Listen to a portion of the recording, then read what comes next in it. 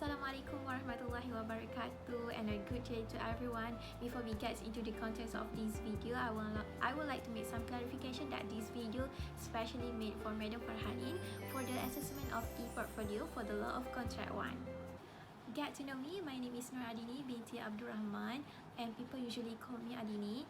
I am from Kelantan. Previously, I am a diploma in law student from UNIZA. My aspiration to study in LLB is I always want to challenge myself, because we will never know our ability and our capability of ourselves if we never challenge ourselves and never give it a try. And the quotes that I always hold in my life is Ibn Qayyim said that the world is like a shadow. If you are trying to catch the shadow, you will never get them. However, if you turn your back, the shadow will follow you. It means that if you are trying to catch the dunya, you will never get the whole of the dunya. However, if you turn your back to the akhirah, you will get the dunya and the akhirah at the same time, inshallah. The first principle that derives from this case is advertisement may become an offer. Generally, we know that advertisement is part of the invitation to trade, and there cannot be a contract binding between both parties. However, in certain circumstances, advertisement may become an offer. How? We have to look at the circumstances and the language used in the advertisement. For example, in this case, in the case of Khalil Kabolik, the defendant had deposited some money to the bankers to show that his intention to create a legal and binding contract between the plaintiff, which is whoever performed the condition prior to the advertisement. The second principle that derives from this case is the offer can be made at the public. In other words, the offer can be made at the world at large. However, the contract will only be binding with the person who performed the condition prior to the offer.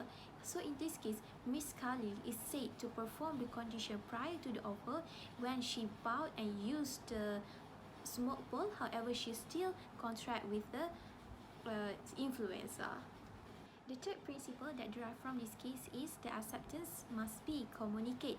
Section 3 of the Contract Act 1950 stated that the acceptance must be communicated in any way that have an effect of the communication. There are three ways to communicate the acceptance, which is by oral, writing, or by conduct. If the acceptance is made by oral, it means that the acceptance is expressed. However, if the acceptance is made other than oral, it means that the acceptance is implied. In the case of Khalil versus Kabali, the acceptance is made by way of conduct. The act of Miss Khalil buy and use the smoke ball is deemed to be an acceptance. The fourth principle that derives from this case is there are two types of contract, which are unilateral contract and bilateral contract. What is a unilateral contract?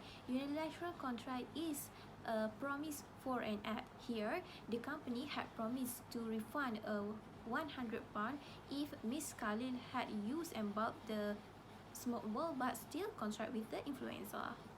The special provision that governs the unilateral contract is Section 8 of the Contract Act 1950, and according to Section 8, there is no need for Miss Khalil to give her acceptance in by way of oral, because the act itself is sufficient to show her acceptance towards the offer. The last principle that derives from this case is consideration is needed to create a legal and binding contract. We know that consideration is part of the element to create a contract, and the consideration must be come from by both parties. In this case, the promise to refund £100 is the consideration made by the company, and the consideration by part of Miss Khalil is when she had to buy and use the smoke ball but still contract with the influence. That's all from me for the moment. Thank you for watching, and thank you for listening and for your time also. I hope to see you soon in real life, and I hope you always be blessed by Allah Subhanahu wa Ta'ala. Thank you so much. Bye till next time.